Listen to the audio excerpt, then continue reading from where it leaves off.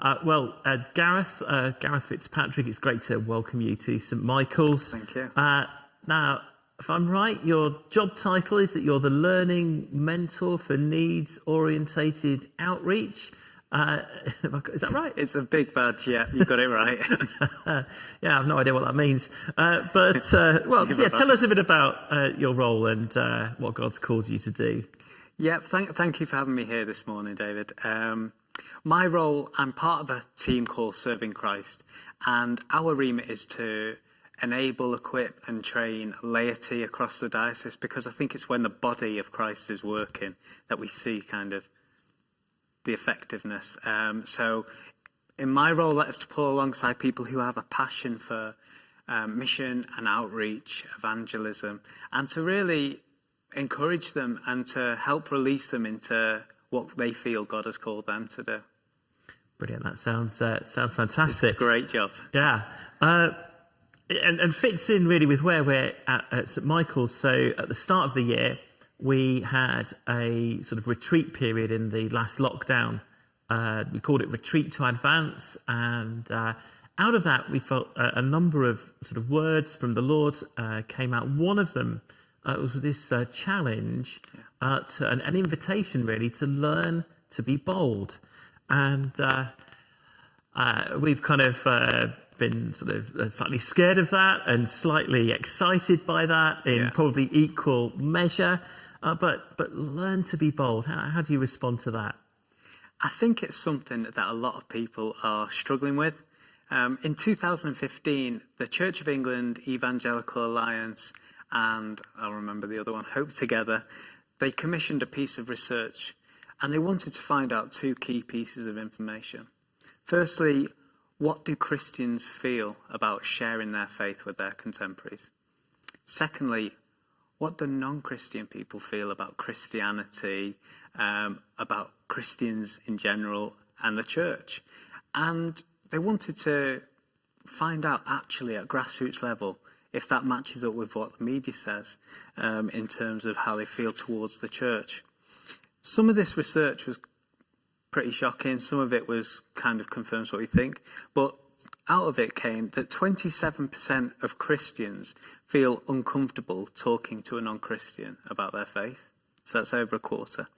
33% of practicing Christians are afraid of causing offence whilst talking to a non-Christian. 35% feel that others are better suited. And 23% simply don't know how to talk about Jesus. Now this research, in one way, it should kind of encourage us because we're not alone. And when I read the Bible, and at the end of Ephesians, you think who would be the most fearless? Who would be the one who doesn't worry with issues of being bold? And you'd probably say Paul, wouldn't you? But at the end of Ephesians, he's asking the church, please pray for me that I may preach the gospel fearlessly. And I love that. I love the fact that it's not wrong to feel afraid. It's not wrong to feel unqualified. It's not wrong to feel that we just don't have the resources to do it. But God isn't calling us to feel qualified. God's calling us to faithfulness. And Paul's asking his believers, help me so I can just do this. So I think even though quite a lot of us feel this way, that should give us joy. We're in it together, but don't worry, God's with us. Yeah, and I guess if Paul can ask for help, we can. Exactly. Now, our passage this morning, I think, has one of the first examples of evangelism, of sharing faith in Jesus. I think it's Andrew, who, I don't know, has been a follower of Jesus for barely a moment. Yeah. You know, it could only be a handful of days at the very most, and quite possibly even the same day. And he returns. He can't explain his faith. There's a whole load of stuff he doesn't know. Yeah. But yet there's an overflow. And he kind of issues the invitation with those wonderful words, come and see. Yeah. The idea of invitation, though, is a bit kind of...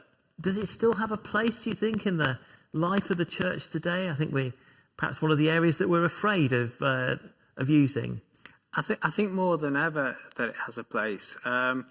After being brought up in a church, the second highest chance that you will have of becoming a Christian is through having a conversation with one of your Christian friends. And I think invitation is a wonderful way to allow God to be God. So when we say to our friends, what do you feel about this? And invite them into that conversation. Or, this is coming along in a month, would you like to come alongside? We feel afraid that they're going to be offended by that. But actually, there's nothing that insults someone more than not inviting them to something. Oscar Wilde said in The Importance of Being Earnest, nothing annoys people so much as not receiving invitations. And I think the reason we don't invite people is not because we don't care about them, but I think it's because we make up the outcome ourselves. We just kind of, and it's crazy, isn't it? There's no reason for it. When else do you kind of come to a conclusion? But we say they'd never want to come. We make the decision for them. What if we let them decide? I think so. Invitation has a great place in his book, Creating a Culture of Invitation. Michael Harvey says we make decisions on behalf of other people. We say, "Oh no, they would never come," so we never invite them. All built upon an assumption. So, what if the chance is that they will say yes? And I think that research that you alluded to earlier said that actually people are much more open than we think. Yeah, definitely. So from this Talking Jesus research, it said 19% of our friends want to know more about Jesus. And then the next 19% are open to an experience or an encounter with Jesus. So that's kind of 2 in 5? Yeah, 2 in 5. My maths is right? Yeah, it's over a third, yeah. Which is a real cause for hope and encouragement, really. Definitely. And I think the online has given new opportunities for invitation. If we struggle to invite someone to church or to an event, it's a safer way to come and see, to have a look. Definitely, and that's it. They say that it used to be a case with our kind of the generations before, as they grew up in a Christian context where the nation, now we're post-Christian. And they say that process to come into faith is a lot longer. So just those little invitations, even to seemingly insignificant things, we don't understand the journey that God's taken us on and taken them on. So if people are more open than we decide they are or tell ourselves they are, then we need to get over ourselves. Is part of the issue us, Definitely. It's interesting. There is a quote in, it was Ernest Shackleton, the explorer. He was advertising for his crew for the Arctic expedition. And the advert reads, let me read it out for you. It's quite a good advert. Men wanted for hazardous journey, low wages, bitter cold, long hours of complete darkness, safe return doubtful, honour and recognition in event of success.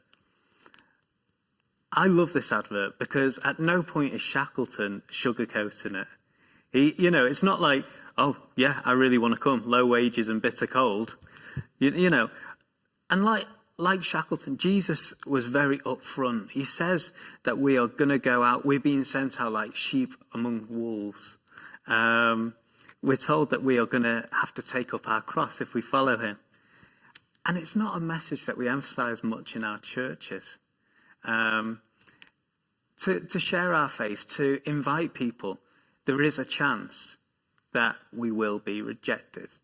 There will be a chance, but not that we will be rejected, that they will say no, that the outcome will not be a positive outcome.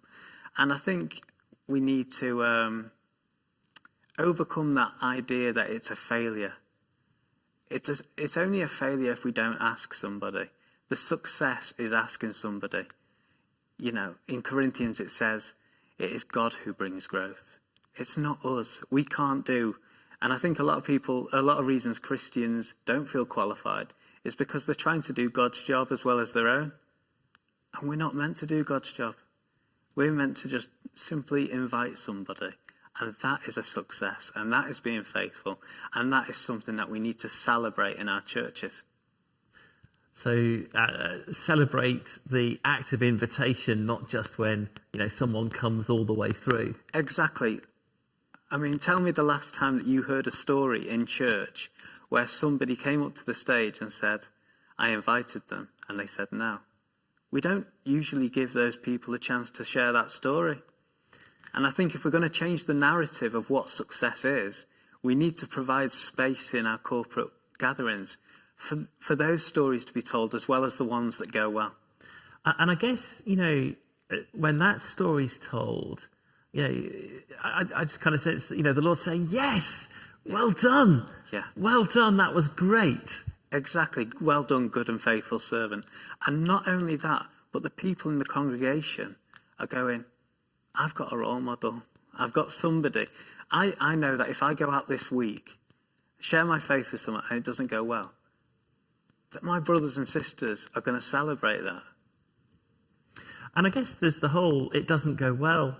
You hear wonderful stories of that was, if you like, the catalyst that started a journey. Yeah. I think it was, you talked about God providing the growth.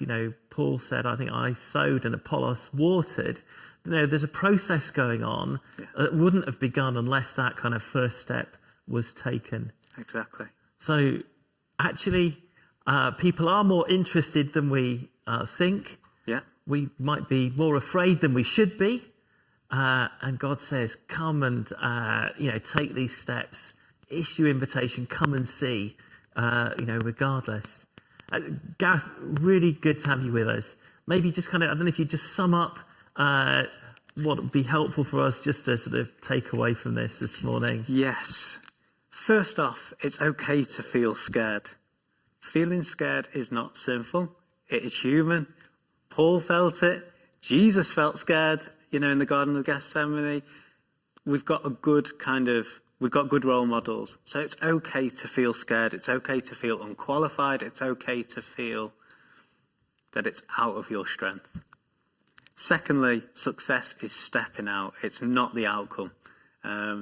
I've been watching this series, the SAS, and it's called Who Dares Wins. And I think that's it. It's who dares. Have a go. Let's celebrate having a go. Thirdly, be resilient. You will receive setbacks. The outcome won't always go how we want it to go. But that's okay. That's not in our strength. That's not kind of our responsibility. Jesus says to his disciples, they're not rejecting you, they're rejecting me. So it's not ours to take on our shoulder. And finally, it's God alone who brings the growth. Let's just rest assured. Let's remove that burden that we're all carrying, because I think all of us do, don't we? We all feel so scared. Let's remove that. Give it back to God, because it's his role. It's not our role.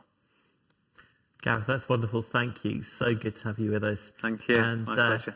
I think following this, you're going to be sharing some stuff in terms of building that culture, which we'll look at in the coming weeks. I will, yeah. But, thank you. Thank you.